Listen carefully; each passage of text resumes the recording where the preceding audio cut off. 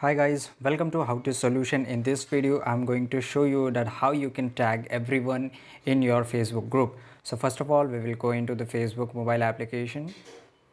Okay, now just click over here, that is three lines on the top right side, and go on the group section, and here just go to your group.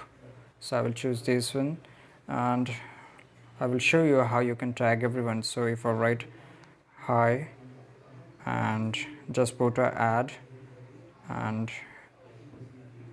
everyone, okay, now just post it, and after the posting,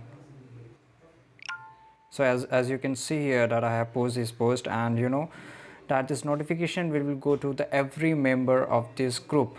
Every member of this group will know that you have posted something. Okay, so this is the fastest way that you can tag everyone in a Facebook group.